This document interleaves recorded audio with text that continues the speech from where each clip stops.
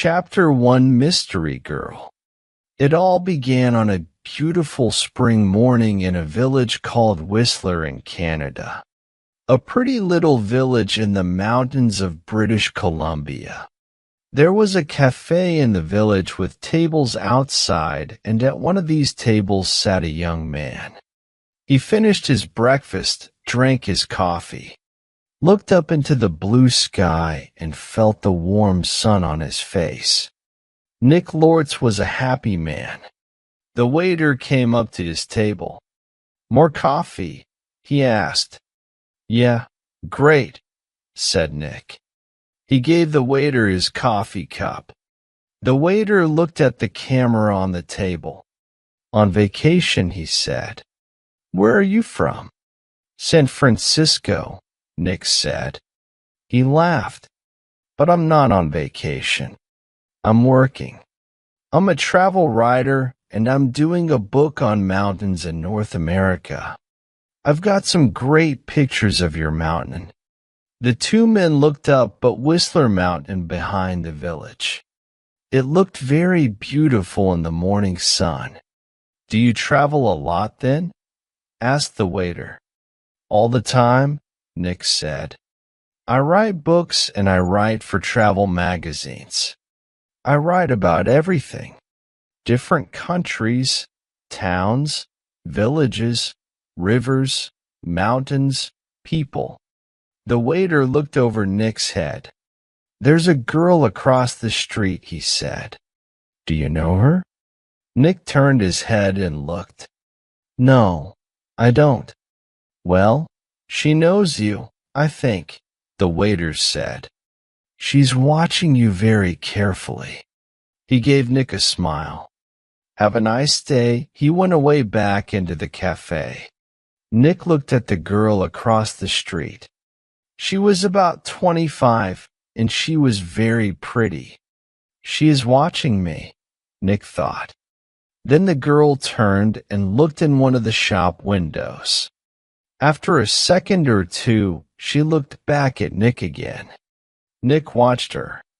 "She looks worried," he thought. "What's she doing? Is she waiting for somebody?" Suddenly, the girl smiled. Then she walked across the street, came up to Nick's table, and sat down. She put her bag down on the table. The bag was half open. "Hi, I'm Jan," she said. "Do you remember me? We met at a party in Toronto." "Hi, Jan," said Nick. He smiled. "I'm Nick, but we didn't meet at a party in Toronto. I don't go to parties very often and never in Toronto." "Oh," the girl said, but she didn't get up or move away. "Have some coffee," said Nick. The story about the party in Toronto wasn't true, but it was a beautiful morning, and she was a pretty girl. Maybe it was a party in Montreal or New York. The girl laughed. "Okay, maybe it was, and yes, I'd love some coffee." When she had her coffee, Nick asked, "What are you doing in Whistler? Or do you live here?" "Oh, no," she said. I'm just traveling through." "I'm a travel writer," Nick said, "and I'm writing a book about famous mountains." "That's interesting," she said, but her face was worried, not interested. When she looked across the road again, a man with very short white hair walked across the road. He was about 60 years old, and he was tall and thin. The girl watched him.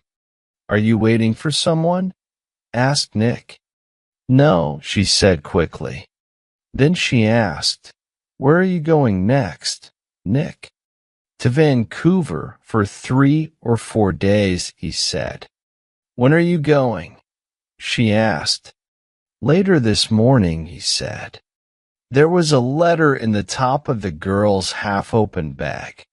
Nick could see some of the writing, and he read it because he saw the word Vancouver.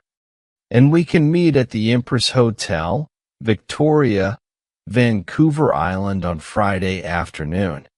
So she's going to Vancouver too, he thought.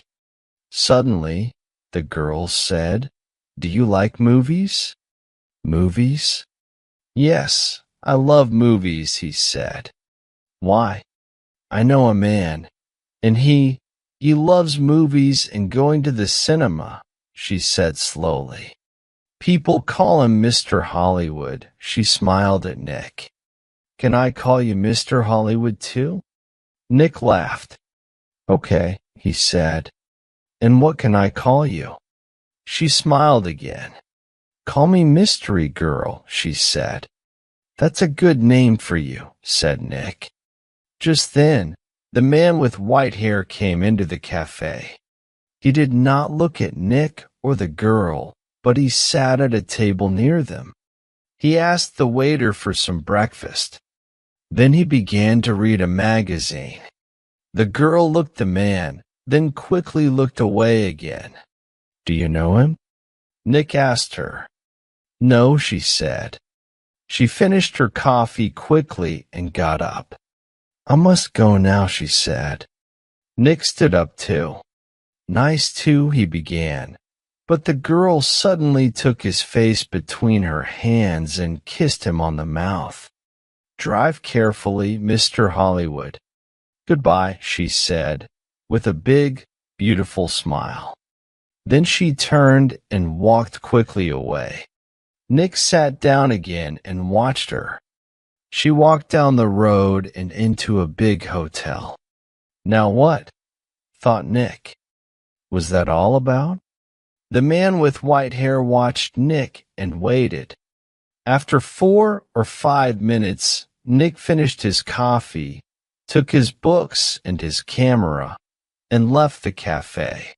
His car was just outside the girls' hotel, and he walked slowly along the street to it. The man with white hair waited a second, then quickly followed Nick. From a window high up in the hotel, the girl looked down into the road. She saw Nick and the man with white hair about 50 yards behind him.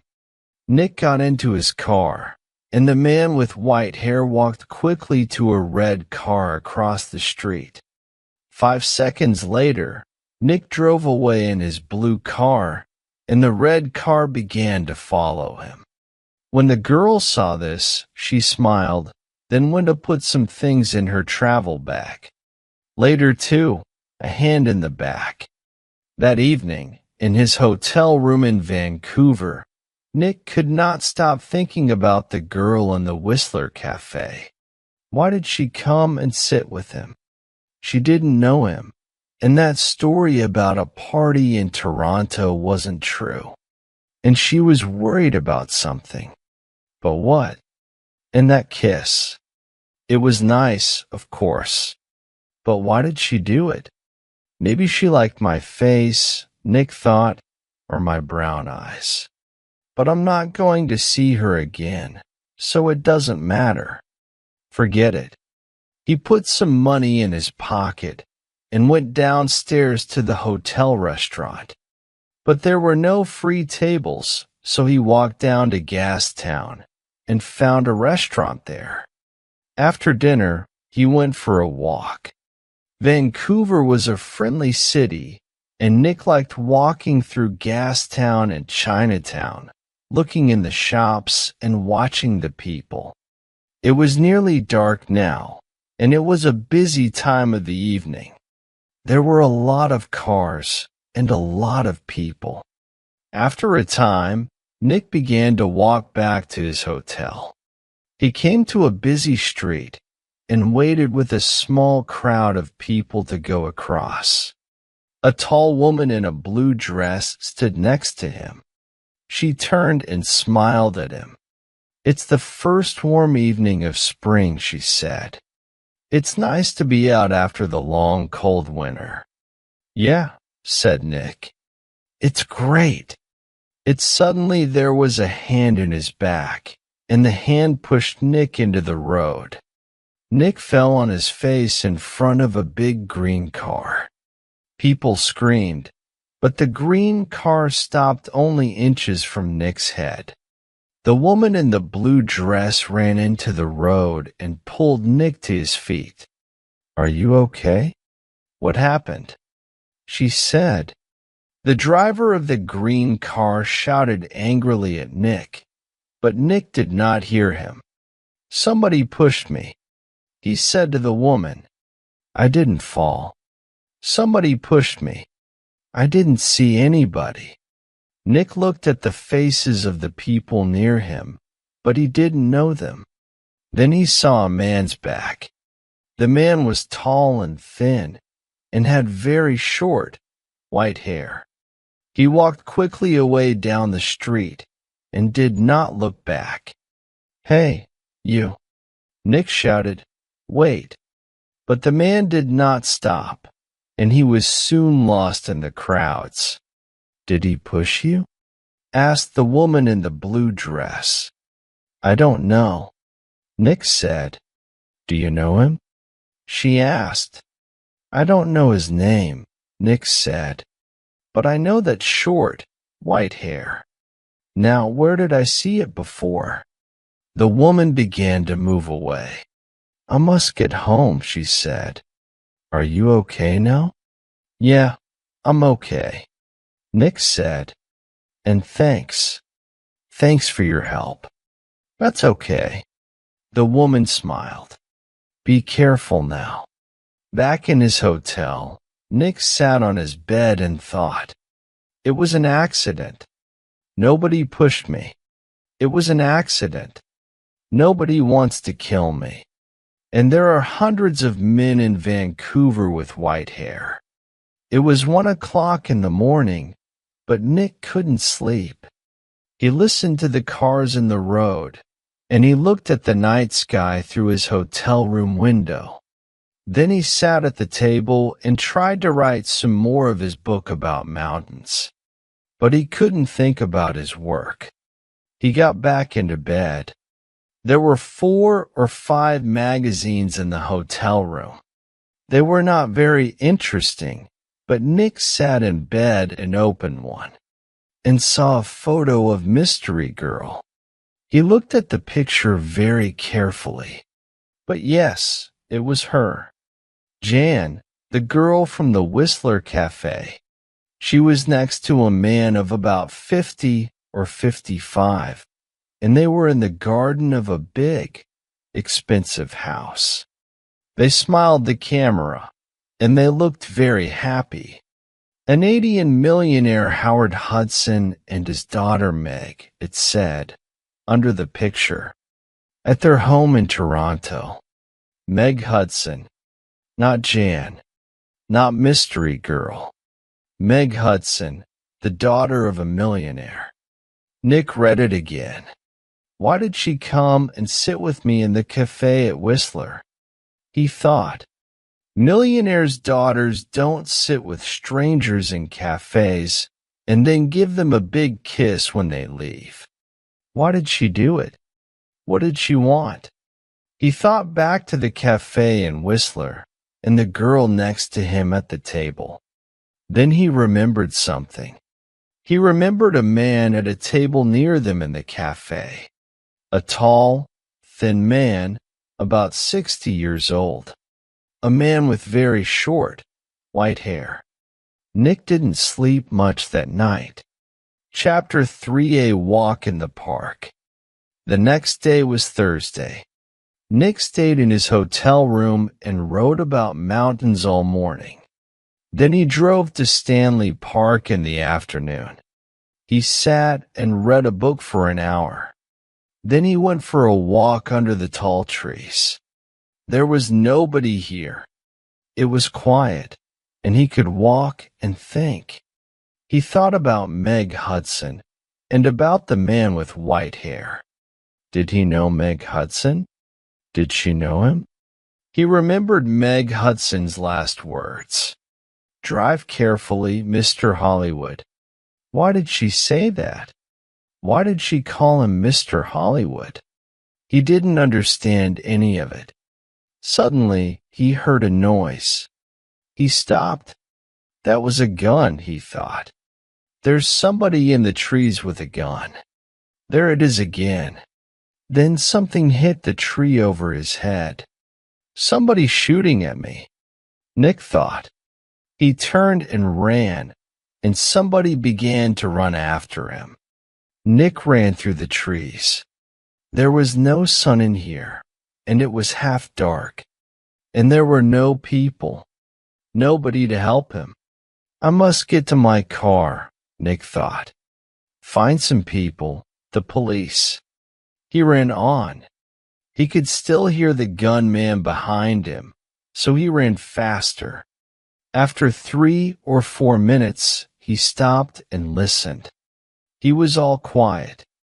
Nick was afraid. What's happening? He thought. Why is somebody shooting at me? First a hand pushes me in front of a car, and now somebody's shooting at me. He waited another second or two, then walked quickly back to his car. He was very careful. He looked and listened all the time, but nobody came out of the trees, and nobody shot at him. Then he saw people, women with young children, some boys with a football, 2 men with a dog. He began to feel better. Nobody can shoot me now, he thought. Not with all these people here. 10 minutes later, he was back at his car. There was a letter on the window. Nick read it. It said, "I'm going to kill you, Mr. Hollywood." Nick drove to the nearest police station. He waited for half an hour. Then a tired young policeman took him into a small room. Nick told his story, and the policeman wrote it all down. "So, what are you going to do?" asked Nick. "Nothing," said the policeman. "Nothing," said Nick. "But somebody shot at me and, Mr. Lords," the policeman said, tiredly. "How many people are there in this town with guns?" "I don't know," said Nick. "But you didn't see the gunman. Was it a man? A boy? A woman? Color of eyes? Long hair? Short hair? You don't know, because you didn't see anybody. Maybe it was an old girlfriend. Maybe somebody doesn't like your travel books, Mr. Lords. But what about the man with white hair in Whistler?" said Nick. "The girl, Meg Hudson, called me Mr. Hollywood in the cafe, and this man heard her. And now I get a letter to Mr. Hollywood on my car. Who is this Mr. Hollywood? We all want answers to our questions, Mr. Lords," the policeman said. "But we don't always get them. Questions, but no answers." Nick walked out of the police station and drove to his hotel. He was angry and afraid. How did the man with white hair find me in Vancouver? He thought. Did he follow me from Whistler? Is he following me now? Maybe he's staying at my hotel, too. In the next room, with his gun. Chapter 4: The Man with White Hair. Nick stopped his car in front of the hotel. He looked carefully before he got out, but there was nobody with white hair near the hotel. He half ran through the hotel doors and went to the desk inside. "I'm looking for a man with very short white hair," he said to the woman behind the desk. "He's staying here, I think. He's about 60 years old and he's tall and thin." The woman did not look very interested. "There are a lot of visitors in the hotel," she said. "Do you know his name?" "No, I don't," Nick said. "He's a friend of a friend, you see. He arrived in Vancouver yesterday, and I must find him. It's very important. Please help me." The woman looked at him. "There are 350 rooms in this hotel," she said, "and maybe 30 or 40 men with white hair. How can I remember all their names?" She turned away to answer a telephone call. Nick walked away from the desk. A drink, he thought. I need a drink. He went into the hotel bar, got a drink, and sat down at a table. So, what do I do now? He thought. And then he remembered something. A letter in the girl's half-open bag in the Whistler Cafe. And we can meet at the Empress Hotel, Victoria, Vancouver Island, on Friday afternoon. And tomorrow was Friday. I'm going to Victoria on Vancouver Island, he thought, to the Empress Hotel. Nick had dinner in the hotel that evening. He finished eating and got up from his table and saw the man with white hair. Nick moved quickly. The man was at the hotel desk. Nick could see the white head above the other heads near the desk. Excuse me, said Nick. He pushed past the people in the hotel restaurant. A small boy ran in front of him, and Nick ran into him. The boy and Nick fell down on the floor. The boy began to cry. Hey, said a woman behind Nick. I'm very sorry, said Nick. He got up and helped the boy to his feet. Are you okay? He asked the boy. Be more careful next time, said the woman. Nick moved away quickly. But when he looked back at the hotel desk, he couldn't see the man with white hair. He pushed through the crowd of people. That man, he shouted at the woman behind the desk. That man with short white hair. Where did he go? The woman looked at Nick. Mr. Vickers, she said. I don't know. Vickers, is that his name? Said Nick. What's his room number? I'm sorry. I can't tell you that, the woman said. But I need to, began Nick. The woman turned away to answer the telephone. After a second or two, Nick went upstairs to his room. Vickers, he thought. Does Meg Hudson know Mr. Vickers? I need some answers, and I need them quickly. Chapter 5, Vancouver Island. Tsawwassen was about 23 miles south of Vancouver. Nick drove there in his car the next morning for the 1 o'clock ferry to Vancouver Island. Every 5 minutes he looked behind him. The road was busy. Black cars, white cars, red cars, green cars. Red cars, green cars. Maybe Vickers was in one of them. At Tsawwassen, Nick drove his car onto the ferry. There were a lot of cars and crowds of people. Nick got out of his car and walked up and down the ship. He looked for a man with white hair, but he didn't see one. Soon the ferry began to move and Nick felt better. He found the ferry restaurant and got something to eat. More people came in. Nick looked the faces of all the older men. Some had hats on, so he looked for somebody tall and thin. But there was nobody. Maybe he's not on the ferry. Nick thought. Maybe he's back in Vancouver. Later, Nick walked around the ship again. Once, he thought he saw the man with white hair in the crowds, but he could not be sure. 90 minutes after leaving Tsawwassen, the ferry arrived at Swartz Bay on Vancouver Island, and Nick went back down to his car. Swartz Bay was 20 miles north of Victoria. Nick drove quickly and again looked behind him every 4 or 5 minutes. Once he saw a red car about 200 yards behind him. Did I see that car on the road from Vancouver to Tsawwassen? He thought. He drove more slowly, but the red car still stayed 200 yards behind him, and Nick couldn't see the driver's face or hair. Soon, he was in the busy streets of Victoria and Nick didn't see the red car behind him again. Victoria was a city of gardens and beautiful old buildings.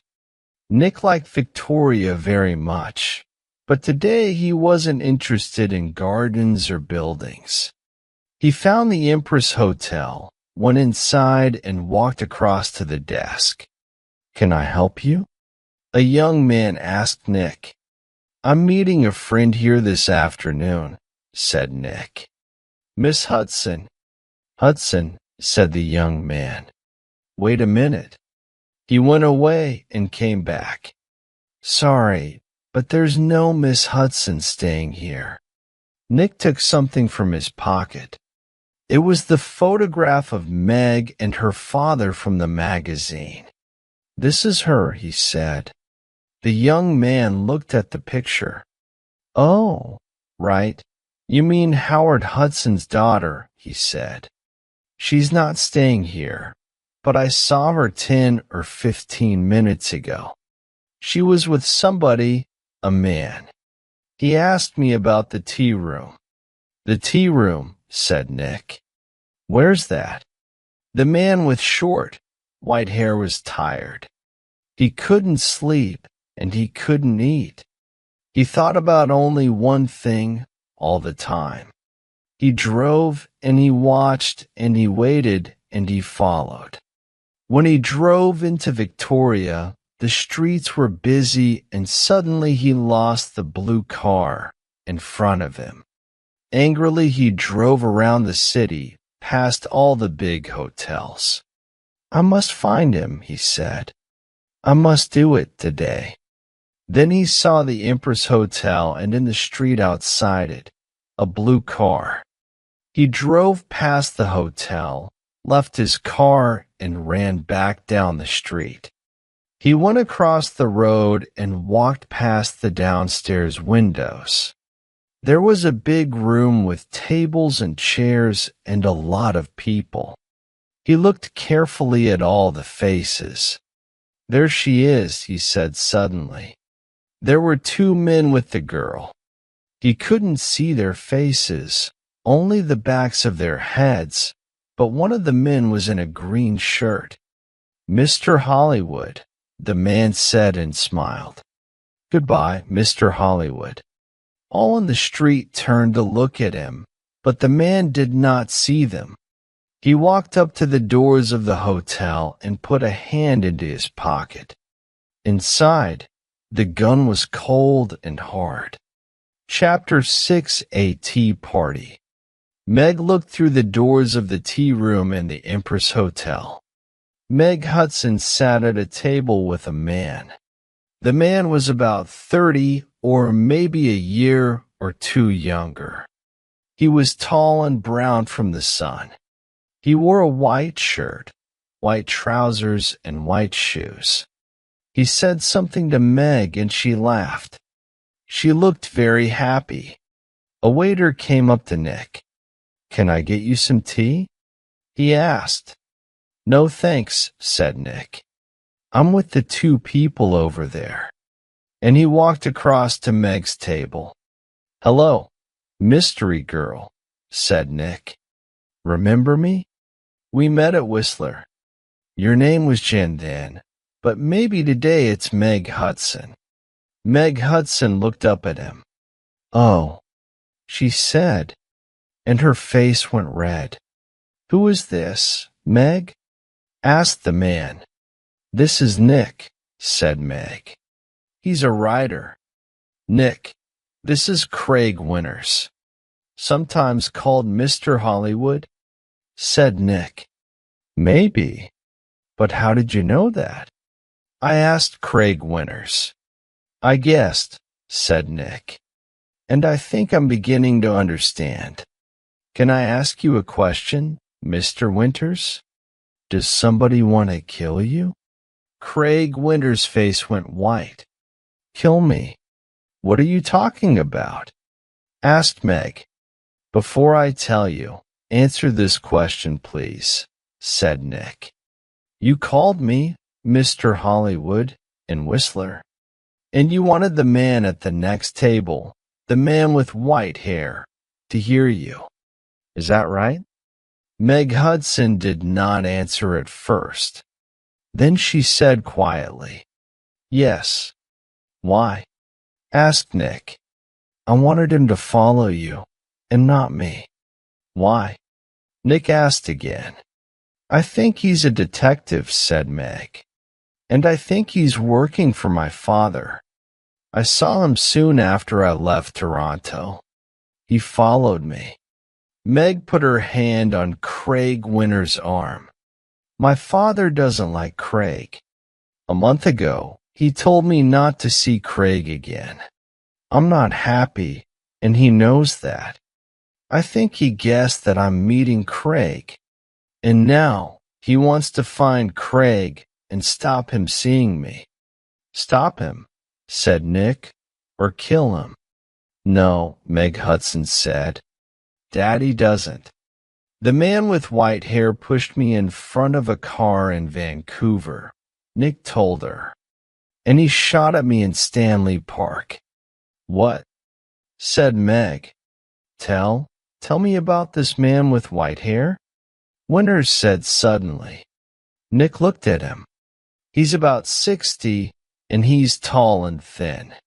He said, "Do you know his name?" "Most Winters?" "Vickers," said Nick. Craig Winters suddenly looked ill. "Did he? Did he follow you to Victoria? Did he follow you here?" "I don't know," said Nick. He watched Winters. "You're afraid of him. Why? Why does this man, Vickers, want to kill you, Winters?" Before Craig Winters could answer, Meg's face went white. "Oh no," she said. Look over there, by the door." Nick and Craig Winters turned to look. At the door of the tea room stood the man with white hair. He looked up and down the room, and then he saw them and began to walk across to their table. His hand was in his pocket. For a second or two, the three people at the table did not move. Then Craig Winters jumped to his feet. "That's Mr. Hollywood," he screamed, "that man there." And he pointed at Nick. The man's hand came out of his pocket with a gun. "This is for Anna," he shouted. Nick moved very fast. The tea table went over, and Nick was down on the floor in a second. The shot went over his head, and Meg screamed. At the same time, Craig Winters shouted out and put a hand on his arm. There was blood on his white shirt. Then more people began to scream, and two waiters pulled the man with white hair down onto the floor. "Get the police," somebody shouted. Chapter 7 at the police station. It was 7:30 p.m. Nick and Meg were in a room at the police station. The man called Vickers was in a different room with 3 detectives. There was a doctor with him too. Craig Winters was at the hospital. The door opened, and the detective came in with 2 cups of coffee. He put them down on the table and turned to go out again. "Detective Edmonds," Meg said. "Did the hospital call? Is Craig going to be all right?" "Winters," Detective Edmonds said. "Yes, he's going to be okay. Can I call the hospital now?" "Yes, Meg. I'd like you to wait," said Edmonds. "Detective Keed is going to be here in a minute. He's just coming from the airport, and he looked through the open door. Ah, here he is now." A second detective came into the room, and behind him was a tall man with dark hair. Meg stood up quickly. "Daddy," she cried. "What are you doing here?" "The police called me," said Howard Hudson, "and I flew here at once. Detective Keat met me at the airport. Now sit down, Meg. I want you to listen to me." He did not look at Nick. Meg sat down, and her father took her hands. Meg, last week Johnny Vickers came to my house. He wanted to talk about his daughter. You remember Anna, Meg? 3 months ago, she jumped off a bridge in Boston and died.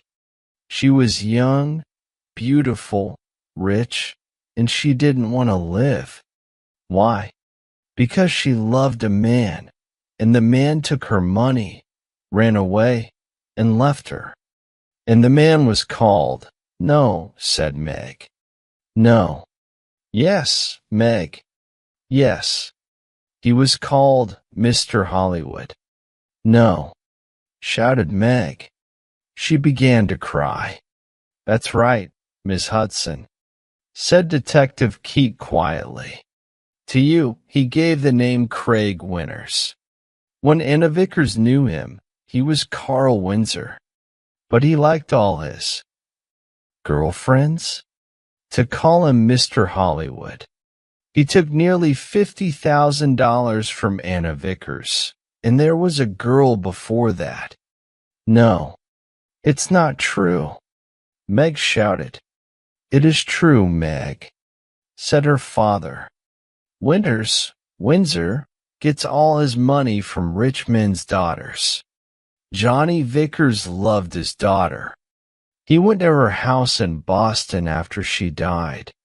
He read her letters and learned about the money and the name Mr. Hollywood. And when he came to my house, I told him about you, Meg. I said, my daughter's got a new boyfriend, and she calls him Mr. Hollywood. I don't like him, but I can't stop her. She's going away to meet him next week, I think. What can I do? Johnny put his hand on my arm, and he said, don't be afraid for your daughter. I'm going to find that man and stop him. Meg said nothing. Her face was very white. For a minute or two, nobody spoke. Then Detective Edmonds said, Vickers told us all about it, Miss Hudson. He followed you to Whistler and saw you with. Nick began to understand with me in the cafe, and Meg called me Mr. Hollywood. Howard Hudson looked at Nick. You're the travel writer guy, right? Lords. Nick Lords, said Nick. Vickers nearly killed me. He shot at me twice, But Howard Hudson was not very interested in Nick. He looked at his daughter again. How much money did you give him, Meg? He said, I gave him $25,000, said Meg. Only for 2 or 3 months, he said. Then She began to cry again. Well, you can say goodbye to that money, said Hudson angrily. What's going to happen to Vickers? Nick asked Detective Edmonds.